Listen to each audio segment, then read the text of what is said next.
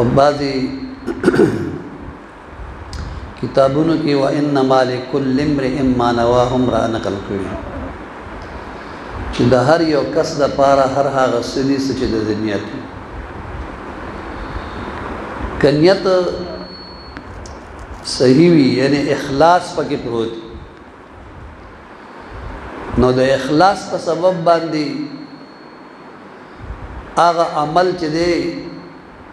هغه ثمره او میوه ورکوي،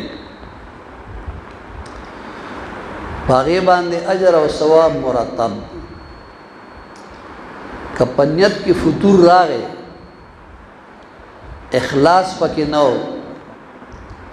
نو په ظاهره باندې هغه عمل واقع چې د نیکۍ عمل وي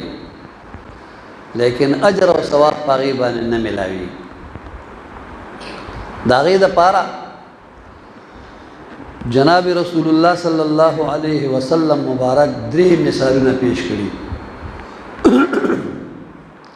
یو مثال د صحیح نیت دپاره پیش کړی او دوه مثالونه د هغه نیت دپاره چې په هغې کې اخلاص نشته دی او هغه نیت کې فتور دی نو په هغې باندې اجر او ثواب هم نشته. نو د هغې دپاره یې دوه مثاله پیش کړي. د هغه ښه نیت دپاره چې اخلاص پکې شته نو د هغې دپاره یو مثال پیش کړی دی چې نبی علیه الصلاة والسلام مبارک فرمایي فمن کانت هجرته الی الله ورسوله فهجرته الی الله ورسوله. د چا نیت چې د الله او د رسول د رضا حاصلولو په خیال باندې د هجرت وي نو دغه هجرت بیا د الله او د رسول طرف ته دی، په دې باندې هغه فایده مرتبه او ثواب د رب ذوالجلال د طرف نه ملاوي. اوس چې نیت د الله او د رسول د رضا دی نو دغه هجرت هم د الله او د رسول طرف ته دی. اوس دا د هغه ښه نیت مثال دی. د هجرت لغوي معنی ده پرېښودل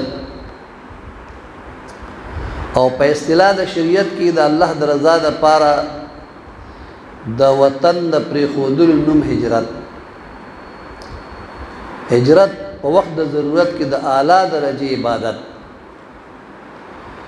اسلامی سنه د حضور صلی الله علیه وسلم د هجرت یادګار، یعنی څوک چې په هجرت کې د الله او د رسول صلی الله علیه وسلم د خوشنودۍ نیت وکړي د هغه هجرت واقعي د الله او د رسول صلی الله علیه وسلم طرف ته وي. دې نه معلومه شوه چې په عباداتو کې د رب د رضا سره سره د حضور صلی الله علیه وسلم د رضا کولو نیت دا شرک نه دی بلکې عبادت کمال ته رسوي. ځکه چې وی فرمایل چې فمن کانت هجرته الی الله ورسوله نو د هجرت کې دواړه شامل چې د الله او د رسول صلی الله علیه وسلم طرف ته چا نیت د هجرت وي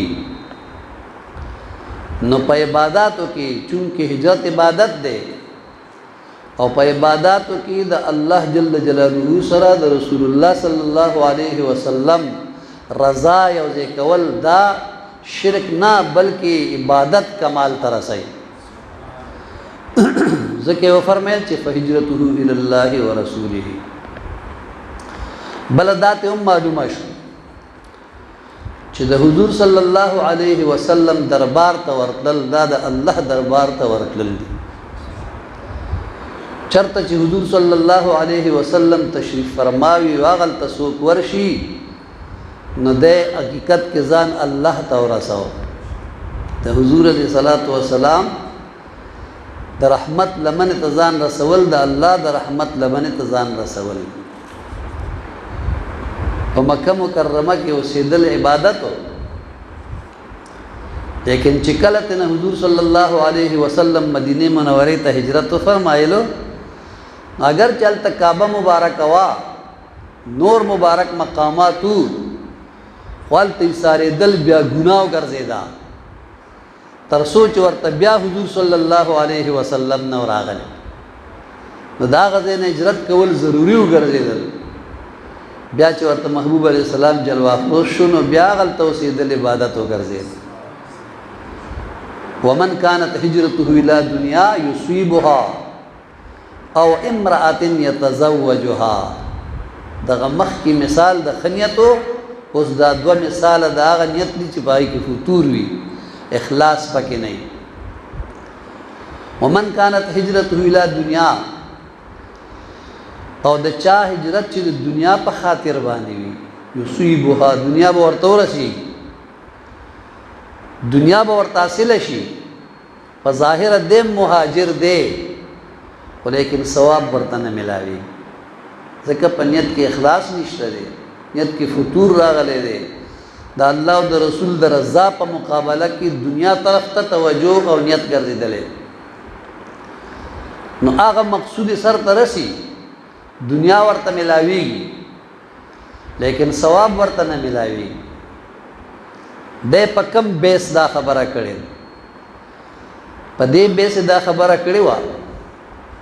چې د مدینه منورې انصارو صحابه کرامو رضوان الله تعالی علیهم اجمعین د هغه صحابه کرامو چې کوم د مکی معظمین د نبی علیہ الصلوۃ والسلام په خاطر هجرت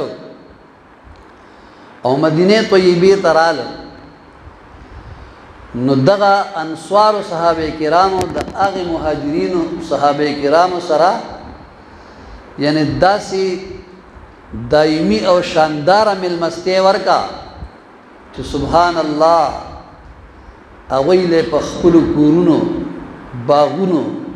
او زمکو کې برابر ایسا ورکا د کم یو صحابي انصاری چې دو کورونو یو ځان ته کې مهاجر رور لا ورکا د کم یو انصاری صحابي چې دو دکانه یو ځان ته کې یو مهاجر رور لا ورکا د کم یو انصاری صحابي چې دو پټیو یو ځان ته کې یو مهاجر رور لا ورکا تر دې چې د کم انصاری مبارک دو بیبیانې ویوي ته طلاق ورکړه د عدت د تیرېدو نه پس مهاجر رور ته په نکاح باندې ورکړه دومره د اخلاص معاملې وشړل کله چې حضور نبی کریم صلی الله علیه وسلم دا حالت وکاته چې انصار خپل اخلاص خود د مهاجرین ډیر لحاظ وسات اسنا هغه کم صحابه چې لا تر اوسه په مکه مکرمه کې دي یا په حبشو کې دي او هغه خبر شو چې راځي په مدینه منوره کې پټیم ملاوي راځي په مدینه منوره کې دکانم ملاوي راځي په مدینه منوره کې کورم ملاوي او راځي په مدینه منوره کې یعنی خدم ملاوي نو که په دې نیت د مکې معظمې نه راغله یا د حبشو نه راغله نو دته به مهاجر ویلی شي خو د هجرت ثواب به ورته میلونی شي ځکه چې د په نیت د دنیا د حصول راغی د پټیو د دکان او د ځمکې او د باغ د حاصلولو په نیت باندې راغی نو بطور انسداد جناب رسول الله صلی الله علیه وسلم دا جمله فرمایله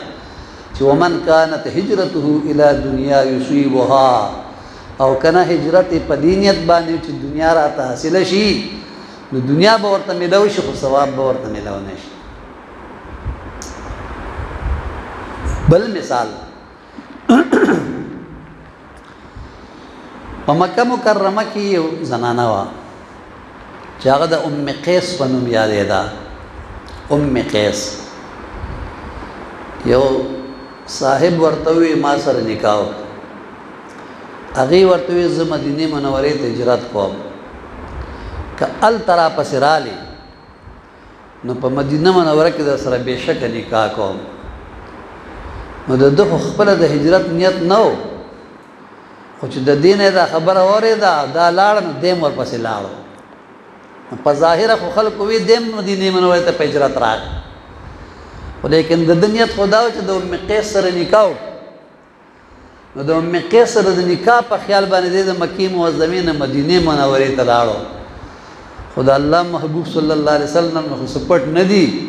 نو وی فرمایل چې او لامرأة یا او امرأة يتزوجها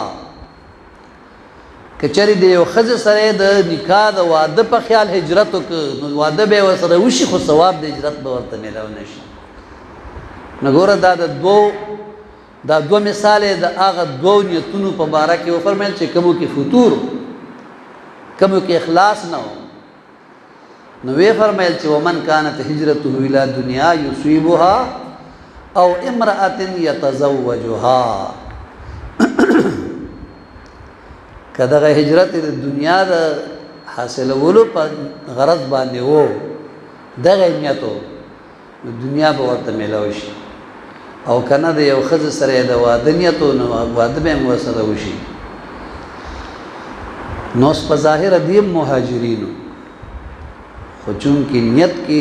فرق و نو نبی علیہ السلام دو مثال داغه د پاره پیش. اوس جناب رسول الله صلی الله علیه وسلم مبارک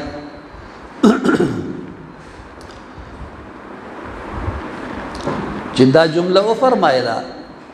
چې انما الاعمال بالنیات نو دا ډیره کمالی جمله و ځکه چې د دې وجنا النیات کې نیت په معنا د اراده فعل نه بلکې په معنا د اخلاص سره چې اخلاص کله په نیت کې موجود وو نو بیا به په باندې اجر او ثواب ملاوي. ریاکار مهاجر ته هم مهاجر ویلې شي خو ثواب ورته نه ملاويږي د هجرته نه معلومي. ګور او هغه په ظاهر باندې هجرت کړي دی هغه تم مهاجر ویلې شي خو لیکن الله او رسول نه نیت نه پټيږي. نو د دې وجنا جناب رسول الله صلی الله علیه و آله وسلم یعنی دغه خبره مونږه ته واضحه کا وښکارا نو فهجرته الى ما هاجر الیه بس د هجرت او مغیر طرف ته دی چې په کم نیت باندې د هجرت کړي په غنیت باندې ثواب ملاويږي هم او ثواب ختميږي هم. دا د رسول الله صلی الله علیه وسلم حدیث مبارک. اوس دا حدیث مبارک چې دی دا د رسول الله صلی الله علیه وسلم یعنی قول او فعل او تقریر درې واړو ته حدیث ویلې شي. په اسلام کې د کلام الله چې قران عظیم شان دین رسو د کلام رسول الله صلی الله علیه وسلم چې حدیث دی نو د کلام الله نه رسو درجه د حدیث مبارک اول بنئ چې د الله پاک جل مجده نه رسو اعلی درجه د رسول الله صلی الله علیه وسلم دا چرته چې د قران رڼا ده هلته د حدیث شریف رنگ دی او قران عظیم شان چې دی دا په مثال د سمندر دی او حدیث مبارک دا غي د پاره جهاز دی او قران عظیم شان چې دی دا موتی د مرغلره ده او مزامین د حدیث مبارک دا غي غواص دی دا پکې غوته لګي موتیان بهر ته وباس. سبحان الله. قرآن عظیم الشان اجمال دے حدیث مبارک داغی تفصیل دے قرآن عظیم الشان ابہام دے حدیث مبارک داغی شرح دا قرآن عظیم الشان روحانی طعام دے حدیث مبارک در رحمت عبدی بغیر دوبونا نہ طعام تیاریگی اور نہ خوڑلے کی دا حدیث نہ بغیر پا قرآن بانے سوک نہ پوئیگی او نه په عمل کولې شي. ګورئ قدرت مونږ د داخلي او خارجي دوه رڼاګانو محتاج ګرځولې. یو رڼا چې دا ناغه نور بصر د سترګو رڼا او دویمه نور قمر، هغه د سپوږمۍ او د لمر رڼا ده. اوس